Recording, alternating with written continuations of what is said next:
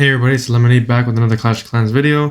Today we're going to be covering an army that I've been using to crush the number 1 and number 2 bases in war. It's a slight variant to what everybody was using in CWL for the Mass Dragon army.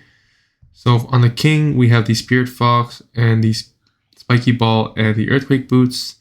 That's still probably best in slot for now. On the Queen, we have the Giant Arrow and Healer. And I like to use the Frosty to help protect the healer, or protect the Queen as she funnels. On the Warden, you have both books with the Owl. And on the RC, you have the double epic, so the Electro Boots and the Rocket Spear with the Phoenix Pet. Okay. For the spells, you have a Clone, which is going to pair up with your Yeti Blimp here.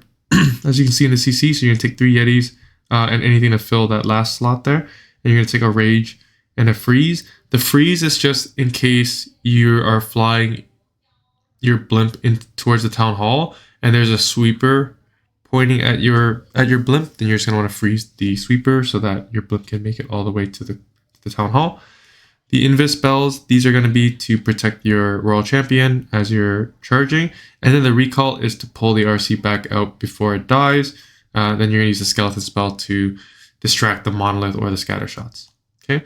In terms of the army itself, you have Mass Dragons, a couple of Headhunters, and then just some funneling and cleanup troops. So the Baby Dragon, the Minions, and the Archer are for cleanup. The Balloon is really just a tank, hopefully a Black Mine for your Dragons, or to help with cleanup. And then the Headhunters are obviously to target the heroes. And let's get into the replays.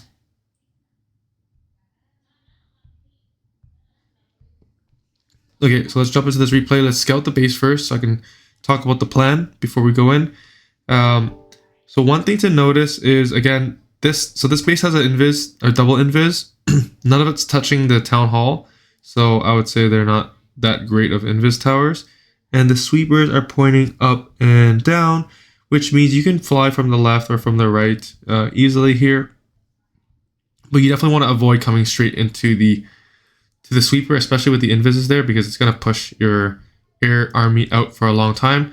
So the plan here is to take out this left-hand side. So we're going to funnel with our RC.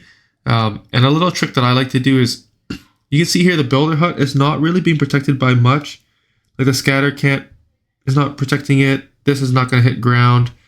This is not, reaching that Builder Hut as well. And then same thing with this new defense building here. So you can just put your RC here, and before you ability right away, you don't actually need to waste your arrows on this Builder Hut. So after it takes down this Builder Hut is when I want to use my RC ability. And then it's going to funnel this left-hand side here. And then for the Queen, your goal is to 1, trigger invis spells, and 2, take out as many air defenses as you can. So here, this is a pretty easy lineup when it's at a diagonal like this.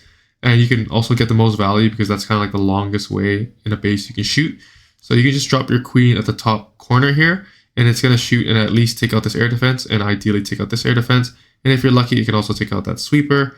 And then you're going to drop the dragons in between. So somewhere around where this Dark Elixir is, you're going to want to drop your line of dragons with your Warden. And then the key here is you want to wait a little bit for your dragons to sort of go up front with your Warden, and then you're going to deploy your blimp, and you're going to want to use your Warden ability to protect your blimp. And the reason you want to wait a little bit is because you actually want your dragons to actually soak up some damage, maybe eat some mines, because the Warden ability is going to heal them back up. So there's no point of dropping all your dragons, dropping your Warden, and dropping the blimp immediately, because then you're just losing on the value of being able to heal your dragons back up if they're already full of HP to begin with.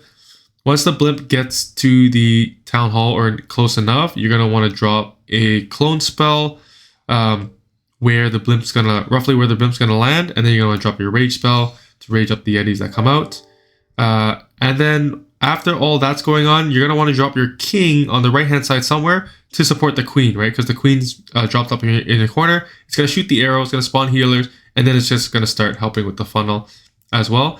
So the purpose of the King is just to support the Queen and tank for it, similar to what a Siege Barracks would do if you were to have 2 P.E.K.K.A.s come out of that.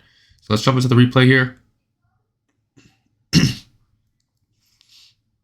Okay, and you can see the overall replay was like 2 minutes and 10 seconds. I took a few seconds at the beginning just to prepare, but you can see the attack's pretty quick, and there was no time issues on this attack. So the RC is dropped on the left hand side. You see, I'm just gonna auto attack it and take it down with the aura, and then he's gonna walk like a step, and then I'm gonna activate the ability.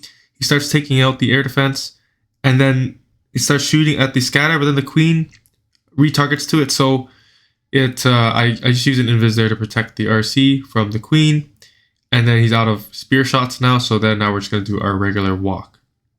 Okay. It would have been nice if my RC walked up and triggered that Giga Bomb. I would have recalled if that Giga Bomb started to go off, but it doesn't. So I just use the rest of my invis spells here. Even though it's not gonna take out the ricochet cannon, I'm gonna recall the RC out before she dies, and then next we're gonna drop the baby dragon on the left hand side to help funnel, and then there is the arrow. So that took out one, two, yeah, it took out both air defenses, and then we drop our dragons near that dark elixir that I talked about, and then we're gonna drop our blimp, and we just want to make sure we catch our blimp in that warden ability. We got a little bit lucky there. The sweeper missed the blimp, and then we're gonna rage and clone, or clone and rage, either order. I think both ways work. And that's going to take out the town hall. It actually takes out the monolith and a Tesla near the town hall. And at this point, there's really not much else for us to do. We dropped our king on the right hand side to support the funnel. As I mentioned, I'm pretty bad at dropping my headhunters, but here you can see I dropped both headhunters to help deal with the enemy king there. And at this point, you really just watched, because there's not much big defenses left to kill our dragons. There is a scatter shot there shooting at them, but we have plenty of dragons up, and then you can see our queen takes out that most threatening, which is the air defense there. And we still have the king ability. We still have our minions for a cleanup troop. I just dropped the balloons. Luckily, I pull out a seeking mine there, but you can see there's a little bit overkill. We didn't need that to happen. We have our dragons on the backside. We have our dragons that we initially went through the core with, and this base is crushed. Awesome. Okay, I'm going to jump into the second replay. So that was base number 1. In this clan war that we were doing, and let's jump right into this replay. I'm going to pause here. You can see again we have Invis Tower covering the monolith, and we have Invis Tower covering the town hall. So for this base, this was interesting because look at this lineup on the air defenses. I was thinking to drop my queen up here towards the gold storage and snipe out all 3 air defenses and the sweeper, which probably would have been the better play, but I opted to just focus on triggering the Invis Towers because I didn't want the Invis Towers to get triggered by my dragons, for example, and then my dragons would walk off and take way more damage than expected. So that was my priority. Yes, probably I want to, it probably would have been better to shoot out all those air defenses. But like I said, I prioritized the Invis Towers just because I've, failed before for not triggering the Invis Towers. Okay, so we're going to jump to the replay here. So again, RC comes in on the left-hand side. We're going to use our Invis spells to support the walk here.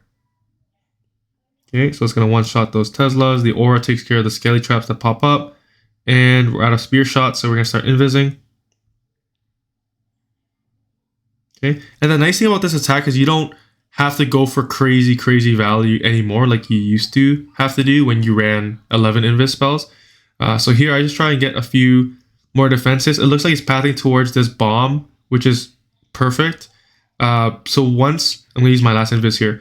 If that bomb triggers, then for me that's an automatic recall. So I try to hold off here, the bomb's triggering, and I get that recall out just in time to get my RC back, and then there you go. I shoot the arrow from the top side, and I drop my dragons in between. Here's my warden. And then the nice thing is, you want to drop your RC with your warden and the blimp, because you're going to heal back the RC as well. So it's almost like getting a brand new RC again, which is nice. And then I clone and I rage in the core here for that Yeti blimp, and then you can see it takes out the town hall. The CC comes out, which is fine. I mean, it's just a bunch of ice golems, and most of the hard hitting defenses are already taken out.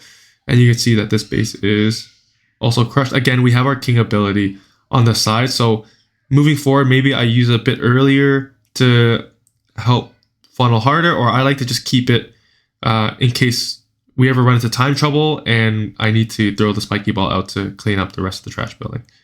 So that's my new variant. This also works extremely well in Legends League right now because almost every base that you're hitting has an invis core. So as long as you trigger the invis tower, let me show an allegedly hit. Sorry. Let's just go into the first one that I did today, and you can see this is extremely common right now in Legends League, especially higher up. You have the invis core town hall. So the trick for these is obviously just make sure that you trigger that invis and then fly the blimp to it shortly after. You don't want to wait too long so that the invis tower is able to recharge and then go invisible again once your blimp reaches there. And with the rage and the clone, that's effectively going to take out the core. And that's why a lot of people are failing right now. If they're unable to take out that core, it's leading to a lot of 1-stars. So this adjusted army now handles that situation a lot better than if you were to run 11 invises, because most of the bases are built now to path your RC towards the outer ring. And then if you don't trigger the invis to the core, meaning you're not running the arrow, or you miss your arrow, then it's going to lead to a lot of problems in your attack and likely to a 2-star or even a 1-star. Okay, that's it for my video today. Hope this was very helpful for everybody. If you found the video useful, please leave a comment, like, and don't forget to subscribe. Catch you in the next one. See ya.